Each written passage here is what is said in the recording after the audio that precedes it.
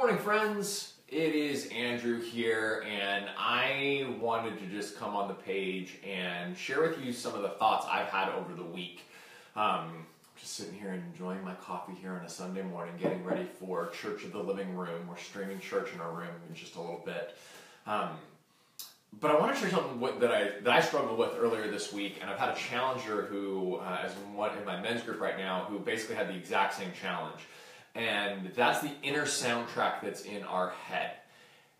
It is amazing how sticky the words of our youth stick around. So I had a moment this week where I was traveling, and some weeks of travel are awesome and I get great experiences, and other weeks of travel suck and I get in my own head and I'm completely depressed. And this was one of the latter ones on this one. So I was... where was I even at? I was in DC. I was in Tyson's Corner. And I was doing one of the shift shop workouts. And you know how when you're doing things and you start to focus on things, you start to hear that inner soundtrack in your head. The voices that are either positive or negative during that time frame. And instead of hearing Chris Downing, the trainer, I was hearing my old high school football coach.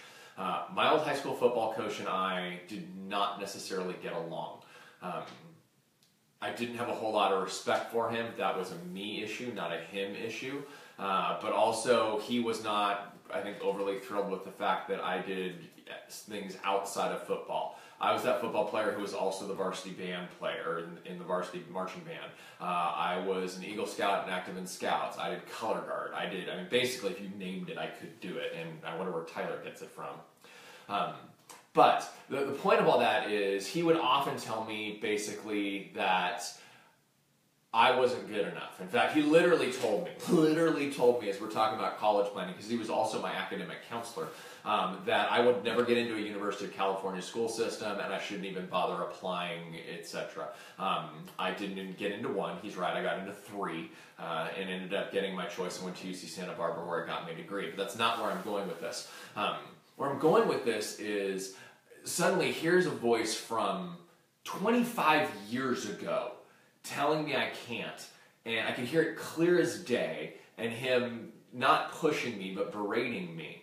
And it just struck me because I had another challenger, like I said earlier this week, actually earlier today, who reached out to me with the same thing. I haven't seen progress this week. I'm not sure this is going to be working, blah, blah. He's at his lowest weight since high school. He's had fantastic results, but he's got that inner soundtrack in his head telling him he can't.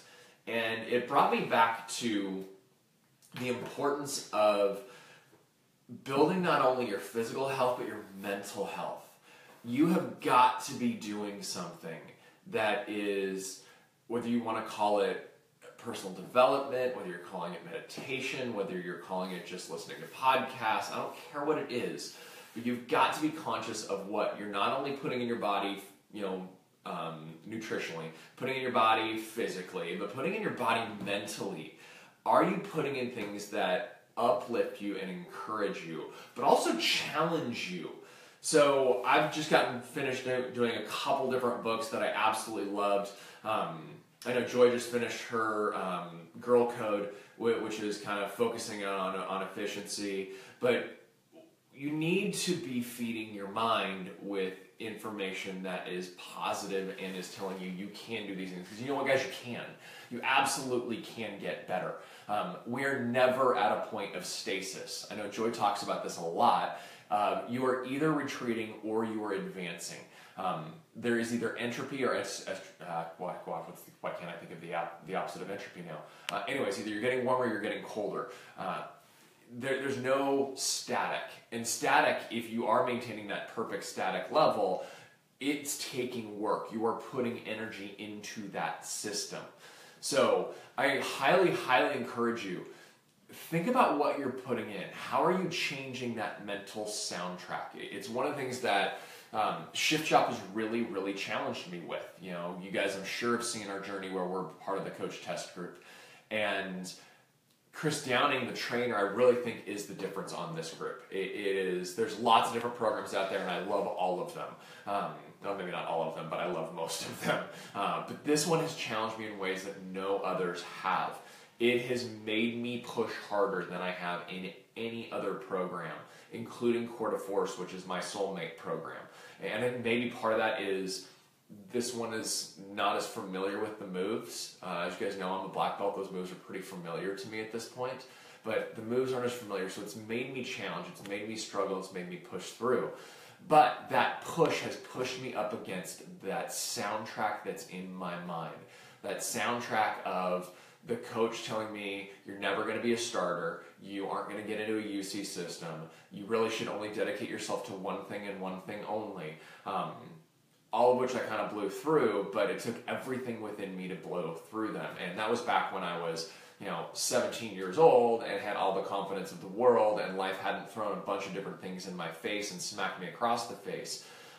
Since that time, I've had to rely on others. I've had to rely on not only friends, which I can go into that in another Facebook Live, especially when we talk about men with friends, because I'm kind of on that right now. But relying on authors and people to feed into me, whether it's Jim Collins and Good to Great, whether it is The 7 Habits of Highly Effective People with Stephen Covey, whether you are looking at Dr. Henry Cloud and his book that I just finished. But what's that motivation for you? What are you reading now? What are you putting in and putting in that things? I'm getting ready to start a book called, I think it's called Grind and Hustle, which is actually about the creativity side as well as the hard work side of your personality and putting those together. So you can actually, it's not just about being artistic or being about, disciplined and business minded. It's both.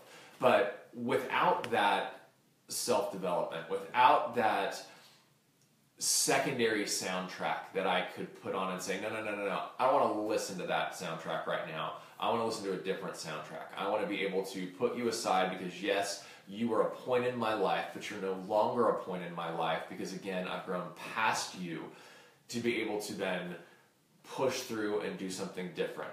But if you're not feeding yourself with the rest of that other voices, whether, again, it is through reading or whether it's through Audible or whether it is through podcasts, which I love because I can take those on planes with me, etc. You've got to have that in your lives, guys. So anyways, it's just been sticking with me. I'm going to get ready to go downstairs here and again, go to the Church of the Living Room and go listen to John Stickle over at Valley Creek, our home church, bring it on guardrails. So we've been doing a session on guardrails.